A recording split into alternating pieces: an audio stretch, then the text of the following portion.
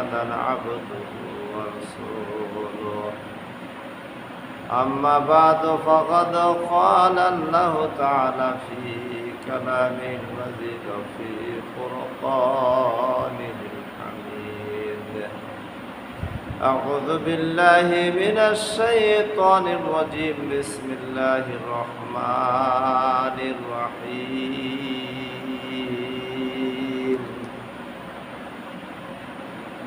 من يقول منهم من يقول ربنا آتنا في الدنيا حسنة وفي الآخرة حسنة وقنا عذاب النار আল্লাহ পাক রব্বুল আলামিন সূরাতুল বাকারার 201 নম্বর আয়াতে কারিমায় বলেছে রব্বানা আতিনা ফিদ দুনিয়া হাসানাতাও ওয়া ফিল আখিরাতি হাসানাতাও ওয়া কিনা আযাবান নার। আল্লাহ পাক রব্বুল আলামিন সূরা বাকারার 201 নম্বর আয়াতে হে আমার প্রভু, তুমি আমাকে দুনিয়ার কল্যাণ দান করো এবং আখিরাতের কল্যাণ দাও এবং আল্লাহ পাক রব্বুল আলামিন আযাব থেকে আমাদেরকে রক্ষা করো। মোট 16টা পয়েন্ট এই আয়াতের ভিতরে আল্লাহ পাক রব্বুল আলামিন বলেছেন। 10টা পয়েন্ট হলো হাসানার ভিতরে আর 5টা হলো আখিরাতের ভিতরে। সর্বশক্তিন আযাবান নার, আল্লাহর আযাব হইতে রক্ষা পাওয়ার জন্য আল্লাহ পাক রব্বুল আলামিন এই 16টা পয়েন্টের ভিতরে আল্লাহ পাক রব্বুল আলামিন বলেছেন দুনিয়ার কল্যাণ হইল 10টা বিষয়ের ভিতরে আল্লাহ পাক রব্বুল 1 নম্বরে ধরে কোরআনকে পাওয়া, 1 নম্বরে কোরআনকে পাওয়া, 2 নম্বরে কোরআনের হেদায়েত পাওয়া, 3 নম্বরে কোরআনের জ্ঞান পাওয়া, 4 নম্বরে ভালো বউ পাওয়া, 5 নম্বরে নেক আমল করা, 6 নম্বরে পরিশ্রম করতে পারা, 7 নম্বর ঐক্যবদ্ধ হওয়া, 8 নম্বর হালাল রুজি কামাই করা, 9 নম্বরে আল্লাহর কোরআনকে সবাই মিলে মানা, 10 নম্বরে আল্লাহ পাক রব্বুল আলামিন বলেন নেক সন্তান পাওয়া এবং সন্তান পাওয়া যেন মন অন্তরে জুড়িয়ে যায়। এই 10টি বিষয় হইল আল্লাহ পাক দুনিয়ার কল্যাণ 10টা বিষয়ের উপরে, আখিরাতের কল্যাণ হইল 5টা বিষয়ের উপরে। 1 নাম্বার হইল মৃত্যু যেন ভালো হয়, 2 নম্বরে কবর যেন ভালো হয়, 3 নম্বরে হাসর যেন ভালো হয়, 4 নম্বরে আল্লাহর দিদার যেন জান্নাতে হয়, 5 নম্বরে বিনা হিসাবে যেন জান্নাত প্রাপ্ত হয়, সর্বশেষ ওয়াকিন আযাবান নার, আযাব হইতে রক্ষা পাওয়ার জন্য আল্লাহ পাক রব্বুল আলামিন বলেন দুনিয়ার সমস্ত মানুষকে ঐক্যবদ্ধ হয়ে দুনিয়ার জমিনে আল্লাহর দ্বীনকে কায়েম করা, দ্বীনকে প্রতিষ্ঠা করা, সর্বশ্রেষ্ঠভাবে সকলের সম্মতিভাবে আল্লাহ পাক রব্বুল আলামিন যে বিধান দিয়েছেন পরকালে আযাব হইতে মাফ হওয়ার জন্য সকলকে মিলে দুনিয়ার জমিনে এমন একটা রাষ্ট্র, এমন একটা সমাজ ব্যবস্থা পরিচালনা করা যে সমাজ ব্যবস্থার ভিতরে পাপ থাকবে না, গুনাহ থাকবে না, রাহাজানি থাকবে না, সন্ত্রাস থাকবে না, কোনো জিনা থাকবে না, কোনো ব্যভিচারী থাকবে না, কোনো সুদ ঘুষ থাকবে না, কোনো জুয়া নেশা থাকবে না। আল্লাহ পাক রব্বুল আলামিন এমন একটা পরিবেশ দুনিয়ার জমিনে সৃষ্টি করতে পারা যায় সকলকে নিয়ে। এই জন্য আল্লাহ বলছেন কিনা আযাবান নার, পরকালে আযাব হইতে রক্ষা পাওয়ার জন্য একটা বিষয় হইল সকলকে মিলে ঐক্যবদ্ধ হবে দুনিয়ার জমিনে আল্লাহর দ্বীনকে কায়েম করা। শরীর সুবহানাল্লাহ। এখন আল্লাহ পাক রব্বুল আলামিন বলেন দুনিয়ার জমিনে 10টা বিষয় আল্লাহ উল্লেখ করেছেন, তার মধ্যে আজকে 2-3টা বিষয়ের ভিতরে আমি কথা বলবো। একটা হইল পরিশ্রম করা, 2 নাম্বার হইল ঐক্যবদ্ধ হওয়া, 3 নাম্বার হইল হালাল রুজি করা, 4 নাম্বার হইল ভালো স্ত্রী পাওয়া, ভালো বউ পাওয়া। কয়েকটা বিষয়ের উপরে কথা বলবো ইনশাআল্লাহ, আল্লাহ পাক যদি তৌফিক দান করে। তার মধ্যে একটা হইল আল্লাহ পাক রব্বুল আলামিন বলে পরিশ্রমশীল হওয়া। কোরআনুল কারীমের সূরাতুল বালাদের ভিতরে বলছে মানুষকে অবশ্যই পরিশ্রমশীল হতে হবে। আল্লাহ পাক রব্বুল আলামিন বলেন, যে ব্যক্তি অলসভাবে দুনিয়ার জমিনে কাটাইবে, অলসতার জীবন কাটাইবে, শয়তান তাকে মোহ কইরা খারাপ কাজের ভিতরে তাকে ঢুকিয়ে দিবে। আর মানুষটা যদি ভালো কাজের সাথে সম্পর্ক থাকে, ভালো কাজ করে, সর্বদাই পরিশ্রম করে, উপার্জন করে, পরিশ্রমশীল হয়, ওই ব্যক্তি দ্বারা কখনো শয়তান আসর করবে না। তার মন মস্তিষ্ক কোনোভাবেই খারাপ কাজের দিকে যাবে না। সারাক্ষণ এমন একটা কাজের ভিতরে ফিকির করবে, জীবিকার ভিতরে ফিকির করবে, পরিশ্রম করবে। পরিশ্রম করার পরে যে টাকা পাবে, সেই টাকা দিয়ে সে ঘরের সংসারের খরচগুলা যোগাবে। মনটা তার ফ্রেশ থাকবে। সারাদিন কাজের ভিতরে থাকলে তার দ্বারা গীবত হবে না, চর্চা হবে না, তার দ্বারা শয়তানের আসর হবে না। বর্তমান বিশ্বের ভিতরে দেখা যায় অধিকাংশ সন্তানরা নষ্ট হওয়ার কারণে হইল মোবাইল আর ফেসবুক, ইন্টারনেট। সর্বক্ষণ তারা কি করে? শয়তান আসর পরে খাওয়া নাই, ঘুম নাই, সারাক্ষণ ফেসবুক মোবাইল নিয়ে অশ্লীল ছবি দেখে, মোবাইলে গেম খেলে, মোবাইলের মাধ্যমে টাকা উপার্জনের পদ্ধতি বাই করে জুয়া খেলে। এই যে দেখা যায়, এই অবস্থায় সারাদিন যদি এই কাজের সাথে জড়িত হয়ে যায়, তাহলে ওই লোকটার দ্বারা কখনোই পরিশ্রমশীল না হওয়ার কারণে ওই লোকটার দ্বারা সমাজের কোনো ভালো হবে না, তার সংসারে কোনো ভালো হবে না, তার পরিবেশের ভিতরে কোনো ভালো হবে না। সর্বদা একটা পেরেশানি থাকবে, ঝগড়া থাকবে সংসারের ভিতরে। এই জন্য বাজারে আল্লাহ পাক রব্বুল আলামিন হাসানার জীবনে প্রত্যেকটা মানুষকে পরিশ্রমশীল হতে হবে। পরিশ্রমশীল করতে পারলে, পরিশ্রমশীল করে যখন মানুষটা রুজি করে খাবে, ওই খাওয়ার ভিতরে তার হিকমত থাকবে। হাদিসে রাসূলুল্লাহ বলছেন, কোন ব্যক্তি পরিশ্রম করে যদি খানা খায়, আর ওই খানার থেকে যদি শরীরের দেহের ভিতরে রক্ত হয়, সেই দেহ দিয়ে যদি ইবাদত করে, সেই দেহ পশ্চিমকালেও জাহান্নামে যাবে না। এই জন্য রাসূলুল্লাহ সাল্লাল্লাহু আলাইহি সাল্লাম বলেন, যে দেহটা খারাপ কাজ করলো, শয়তান আসর করলো, জুয়া খেললো, নেশার মধ্যে ডুবে রইল, সর্বক্ষণ ইউটিউব ফেসবুকের ভিতরে অশ্লীলতা ডুবে রইল, এইভাবে যখন সে তার হারাম থেকে কামাই দ্বারা দেহের ভিতরে রক্ত গজাইলো, মাংস গজাইলো, ওই দেহে পশ্চিমকালেও সেটা জান্নাতে যাবে না। এই গেল পরিশ্রমশীল হওয়ার বিষয়। তারপরে আসেন বাজান নেবের আমার, আল্লাহ পাক রব্বুল আলামিন কোরআনুল কারীমের ভিতর বলছেন, ভালো স্ত্রী পাওয়া, ভালো বউ পাওয়া, এর সম্পর্কে 4টা বিষয় আছে। হাদিসে রাসূলুল্লাহ সাল্লাল্লাহু আলাইহি সাল্লাম বলেছেন, ভালো বউ পেতে হলে সর্বপ্রথম তার পরিবেশের ভিতরে দেখতে হবে তার মা, তার বাবা কীরকম। মেয়ে 2 নম্বরে তার মেয়েটা পর্দাশীল কিনা, মেয়েটা আকীদাগত দিকভাবে কোরআনুল কারীম হাদিসের বিষয়ে সে দিন মানে কিনা, দিনের ভিতরে আছে কিনা, নামাজ রোজা পড়ে কিনা।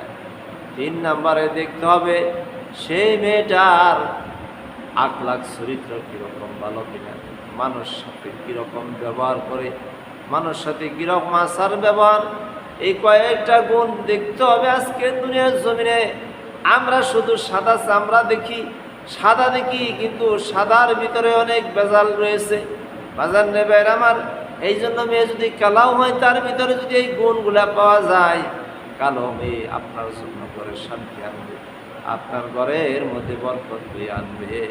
হাদিসে রাসূলুল্লাহ সাল্লাল্লাহু আলাইহি সাল্লাম বলেছেন, মেয়ে যদি কালো হয়, তার ভিতরে যদি এই গুণগুলা থাকে, সে কোরআন পড়ে, আল্লাহর দিন মানে, তার আখলাক চরিত্র ভালো, সে মহিলাটা 5 ওয়াক্ত নামাজ পড়ে, তার আখলাক ভালো, পর্দা করে, পিতা মাতার খেদমত করে, যে সমস্ত গুণের কথা বলা হয়েছে, সেই গুণগুলা যদি ওই মহিলার ভিতরে থাকে, ওই মহিলা যদি গরিব থাকে, অসহায় থাকে, সে যদি দিনদার থাকে, সে যদি আল্লাহ প্রেমিক থাকে, তার ভিতরে যদি আল্লাহর ভয় থাকে, ওই মেয়ে দ্বারা আপনার সংসারের ভিতরে কল্যাণ বরকত বয়ে আনবে।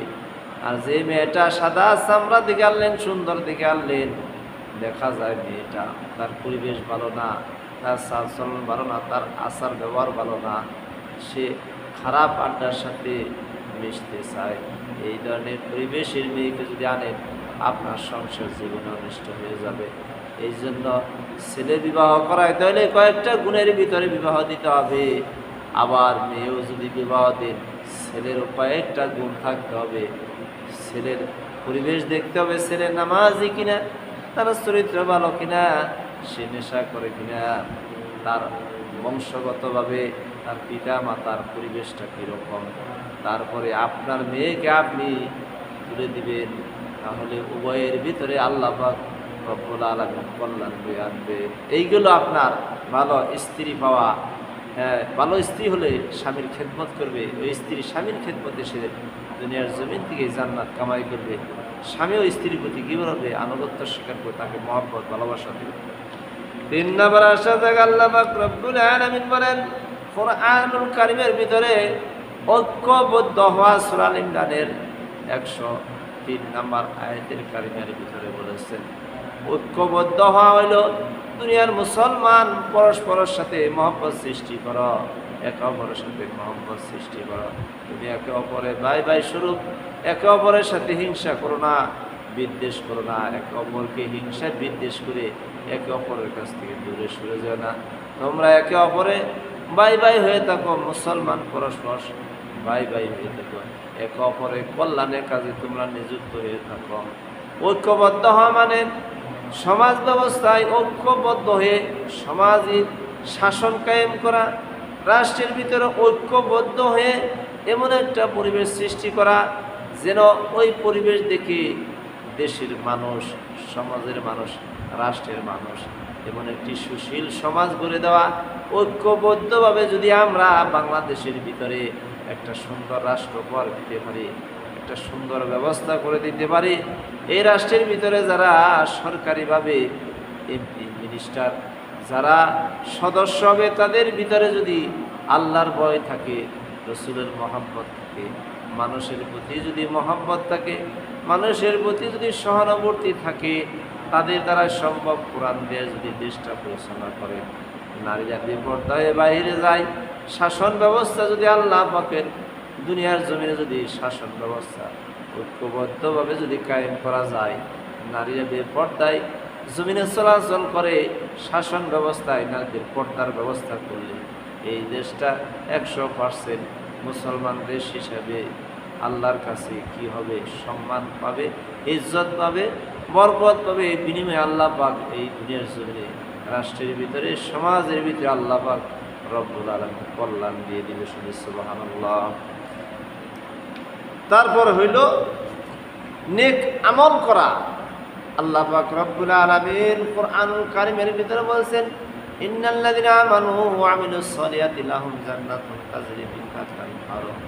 আল্লাহ পাক রব্বুল আলামিন বলে ইন্নাল্লাযিনা আমানু ওয়া আমিলুস সলিহাতি, যে ব্যক্তি আল্লাহর প্রতি বিশ্বাস স্থাপন করেছে, তদনুযায়ী আমল করেছে, আল্লাহ পাক রব্বুল আলামিন বলেছেন আমল ও ঈমান আনার প্রতি সে ব্যক্তি আল্লাহর জান্নাতের ভিতরে পৌঁছে যাবে।